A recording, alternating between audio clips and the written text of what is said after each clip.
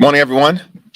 We had a stirring address from President Zelensky earlier today that moved the Congress and I believe continued to move the country and the world to stand behind Ukraine in its struggle against Russia. And it's a recognition, as President Zelensky clearly indicated, this is about peace versus war. This is about democracy versus dictatorship. This is about the free world and freedom versus tyranny.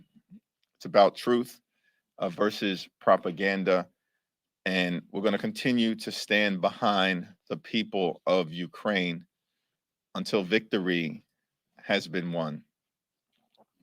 President Biden and House Democrats continue to get things done for everyday Americans. We passed the American Rescue Plan and recently celebrated the one-year anniversary of this incredibly important legislation when the American Rescue Plan was first enacted and when President Biden first took office. Less than 2 million Americans were fully vaccinated. Today, more than 250 million Americans are fully vaccinated, allowing us to return to some semblance of new normalcy.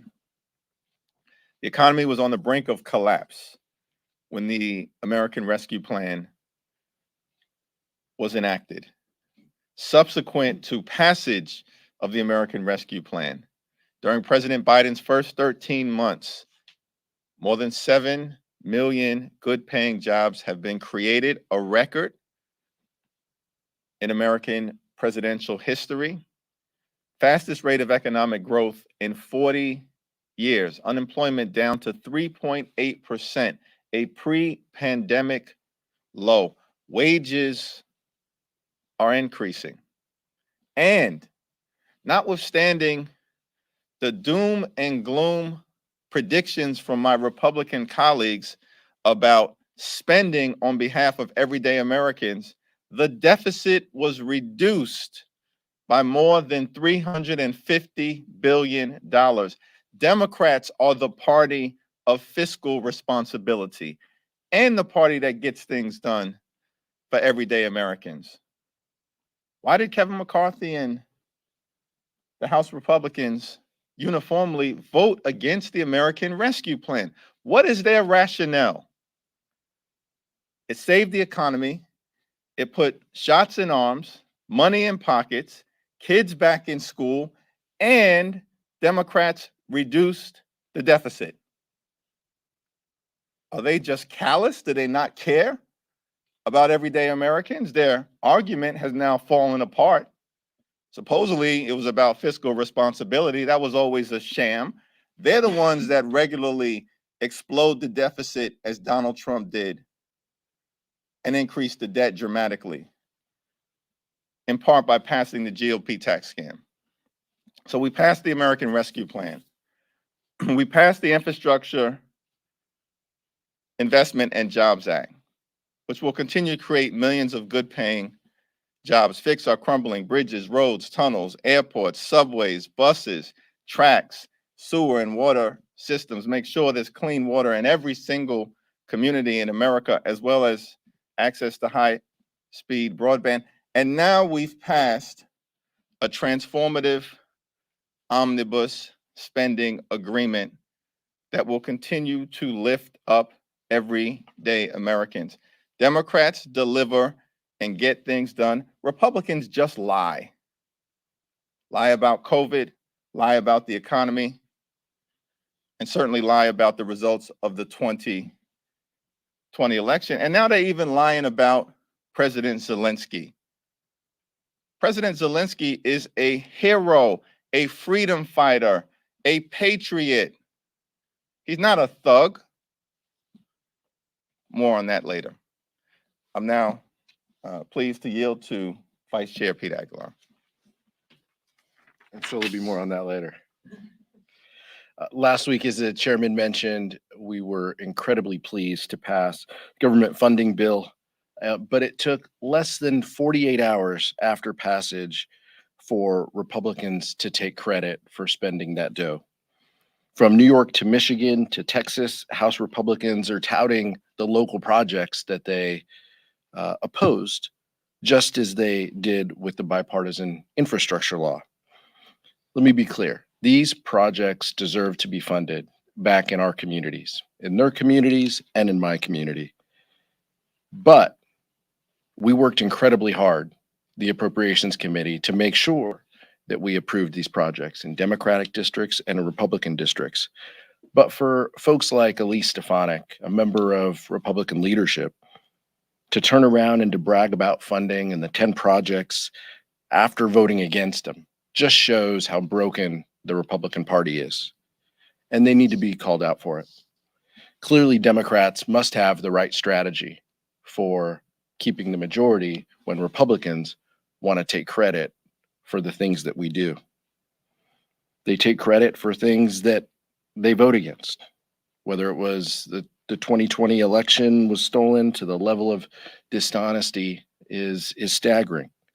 We can't trust the Republican Party to govern if they can't be honest about these details to the American public. We'll continue to focus on the needs of the American public, funding the priorities of this country, aid to Ukraine, meeting the challenges of the pandemic. We'll do all of those things. And we look forward to working with colleagues who are reasonable to get these priorities accomplished. With that, we'll take some questions. Questions? Garrett? The White House has started to warn about the effects of not getting additional COVID money, that they'd have to pull back on vaccines and testing and other things like that. What's the plan to get that money passed? Well, as has been the case with the American Rescue Plan, as has been the case with the Infrastructure Investment and Jobs Act, as has been the case with a spending agreement to provide for the needs of everyday Americans, House Democrats are going to do what is necessary to provide that additional relief that the White House indicates it needs in terms of resources to continue to stem the tide of the pandemic. We are in the position that we are in today because of President Biden's leadership in partnership with House Democrats and Senate Democrats, and not a single Republican voted to support the American Rescue Plan. And so we're going to get the job done as we continue to get the job done. We didn't have a caucus meeting today because we were hearing from President Zelensky, but the speaker, of course, is on the case, and we're going to make sure that we provide the COVID assistance necessary to continue to allow the American people to get through this pandemic. I didn't really hear a plan there, or even a timeline. Want to try again? The plan is that we always get it done. Just to follow up on that, Bill, if you don't get it done. First row. First row. I mean, I think I have a similar Yeah. question. I mean, if you don't, the Speaker Pelosi presented a plan and her own members rejected that plan, what is the new plan to get the COVID aid the White House is saying is this? But we passed a $1.5 trillion spending agreement that contains so much good for the American people, and we were able to come together and get that done, in fact, in a bipartisan way. Now, my understanding is that it's March, and the White House has indicated to us that they've got funding to take us through September. It's March. I think that's 6 months. That's an eternity in Washington, D.C. We are going to get it done. Can I ask you on a different question? Ukraine, a lot of members came out of the speech today. They were still against the no-fly zone, still against delivering MiGs to the country. I'm wondering if what you guys saw and heard today was not a red line for taking a measure such as those. Is there a red line where the U.S. does get to that point? Does that exist? Pete, you want to address it? And I'll address it after Pete. Sure. We want to make sure that they have the resources they need to protect themselves. We know that they are fighting for democracy. We want to make sure that they have the tools and the resources. $13 billion included in the package last year to help meet those needs. The president talking, I believe, later today about additional funding that has been repurposed. All of these things are helpful. From a perspective of red lines, what we want to be cautious about are the decisions before us while giving them the resources they need to defend themselves. They also talked about missile defense systems. Zelensky talked about missile defense systems. So we want to take in that feedback. But at this point, we want to hear what they need. We want to evaluate it. We want to work with the administration, and the administration will help guide the resources that we need. I don't think we need 535 voices around here trying to be Secretary of Defense, but I think it's fair to ask questions about what our policy is, how far are we going to go, and what more we need to give to them to help them protect democracy. While staying true to our NATO obligations and ensuring that we don't escalate this any more than from our perspective, from the defense side, more than is necessary. Did he change either of your minds though on the airplanes or the no-fly zone? Well, President Zelensky appeared to have presented an either-or scenario. He indicated in his remarks that he supports the establishment of a no-fly zone, but indicated in the alternative, providing Ukraine with enhanced missile defense systems would also help to stem the carnage that we are seeing. That's an opening to find common ground, particularly when you consider, as we understand it, that the carnage being witnessed in Ukraine right now is by and large not coming from Russian airplanes and from the Russian Air Force. It's coming from the ground and from missiles. And so the question is, what is the most efficient way to stop the carnage as we see it? And perhaps that's why President Zelensky talked about alternative ways to address the pain that the Ukrainian people are experiencing, while, of course, thanking President Biden for his leadership. Because what has been done is significant. We've provided Ukraine and their courageous military and citizens with the weapons necessary to mount an incredible defense, including javelins and stingers and other forms of lethal aid that is making a difference on the ground. We provided them with intelligence information that has proven to be very helpful to the Ukrainian resistance. And we just authorized more than $13 billion. That's a record amount of assistance, which will include humanitarian aid, economic aid, as well as continued military aid. That is an important and strong step in the right direction. The American people are standing behind Ukraine. Chair, just to get back to the COVID aid, obviously the hope had been to perhaps have a bill this week, so if it doesn't happen this week, when do you expect it to happen? Because it seems like you gave a lot of runway there. And then secondly, can you just comment with respect to the issues conference last week? Since then, we've seen several members contract COVID.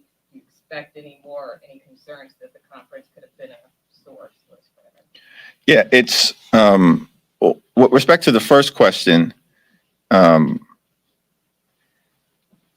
it's my understanding that we have the resources necessary to provide the COVID assistance necessary, which includes vaccines as well as therapeutics through September.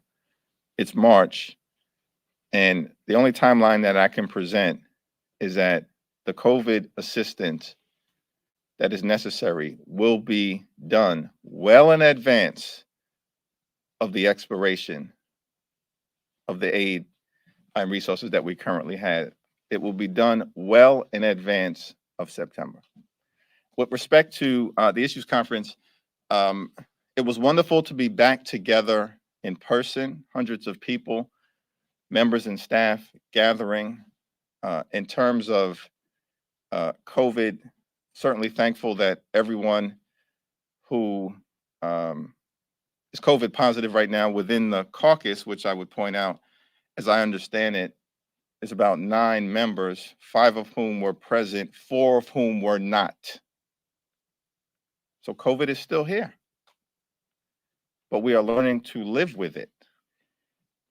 And I'm thankful that everyone who tested positive, 5 of whom were present, 4 of whom were not,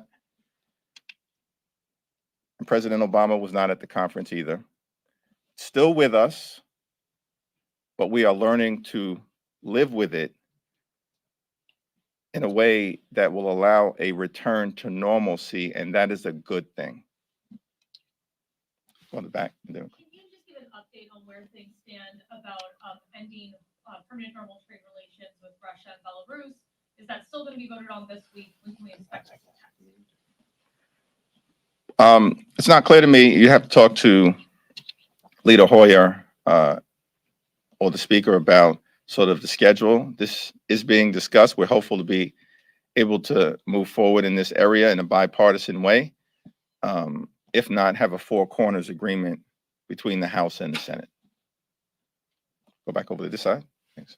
Sure. At the issues conference, it seemed like some members were talking about the possibility of executive actions on some of these legislative issues that have been kind of stalled out. Is this some sort of recognition of the limits of what you're able to legislate right now?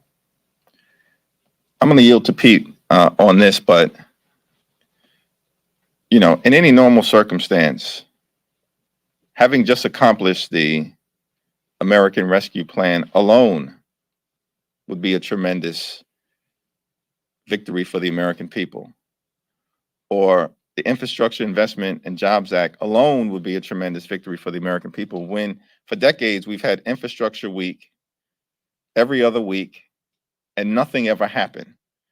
And under President Biden's leadership, partnership with Speaker Pelosi and Leader Schumer, House and Senate Democrats, we got it done for the American people, and we just delivered a historic spending agreement. So I'm confident that we can legislate because we have been legislating in real ways. That doesn't mean that there aren't circumstances where executive actions aren't appropriate. They are. That has always been the case with every administration. I think will continue to be so with the Biden administration. All I would add is, you know, we all agree that there's no substitute to legislation and passing bills that become laws. That is how we solve issues. That is how our colleagues, that is how House Democrats want to solve issues like immigration, like climate change, all of these issues. But occasionally there will be needs to address this through executive action. And we are working with the administration to offer suggestions and ideas that could be helpful to address some of those issues. You heard from Chairman Ruiz that he'll continue to have conversations with the administration and make that public when it's appropriate. But I don't think that it should surprise anyone. Every administration takes executive actions.